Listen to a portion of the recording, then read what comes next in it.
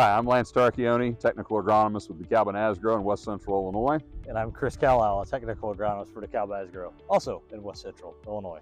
And here we are in the heart of West Central Illinois, in Monmouth, standing in front of a very impressive Asgrow soybean plot.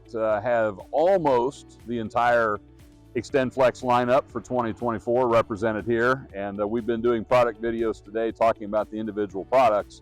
But when we talk about Asgrow as a brand and XtendFlex as a system, that's what gets me really excited about the product offering that we have, the depth of the lineup, the advantages we see with the XtendFlex system.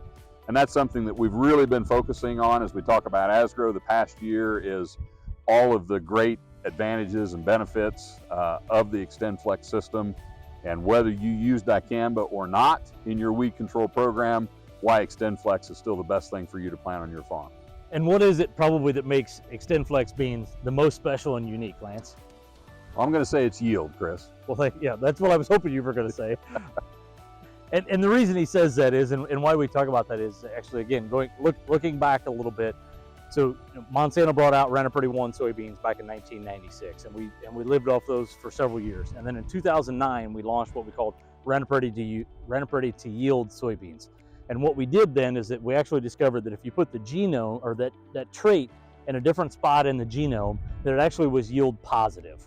So there's probably a couple different places, right, that you could put that trait. It could be yield negative, yield neutral, and yield positive. And we discovered a place in the genome that actually bumped yield.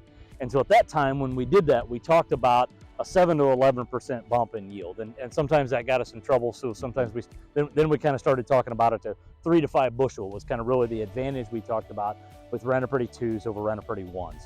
And I'd say we really got to, by the time we got into 38, 32s and some other advantages or some other varieties, everybody really came to appreciate that story and realize that yield bump that we were talking about. So a long-winded piece there to talk about that XtendFlex beans are built off of that Rent-A-Pretty 2 technology. So we've just been continuing to build from Rent-A-Pretty 1s to Rent-A-Pretty 2s to Extend beans and then XtendFlex, where other platforms, other soybean platforms that are in the marketplace today are not built off of Rent-A-Pretty 2 beans. They're built off of the old Rent-A-Pretty 1 trait technology that has been around for almost 30 years.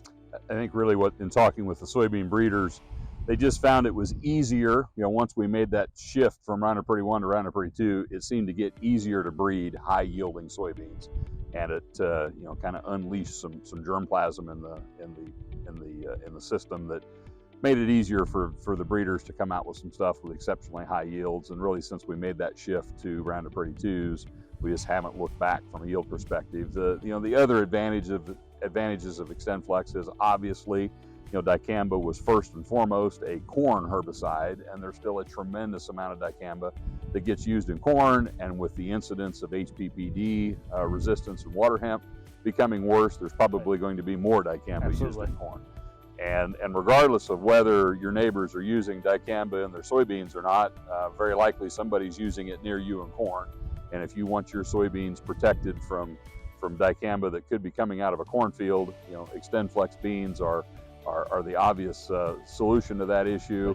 If you like using dicamba as a burn down, if you like using dicamba in your pre, there's just lots of advantages. Even if you're no longer using it post, still many advantages to planting soybeans that are resistant to it.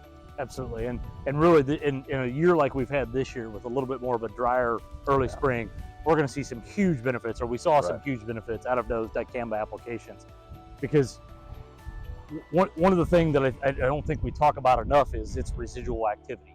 Right? And even if you just think about the way the label is written on dicamba, it's a 30-day plant back restriction, right? And so it does have a nice residual to it, and it shows up even better in a drier spring. And that's exactly what we saw out of it this spring. Yeah, it is absolutely the best dry weather residual product on the market. And when you go 2 or 3 or 4 or sometimes 6 weeks this year without activating rainfall on your pre, a lot of that pre-emergent chemistry is just not going to perform very well when you don't get timely activating rains. So I think whether you're using a Liberty-based program post or a dicamba-based program post, still lots of advantages for the XtendFlex system.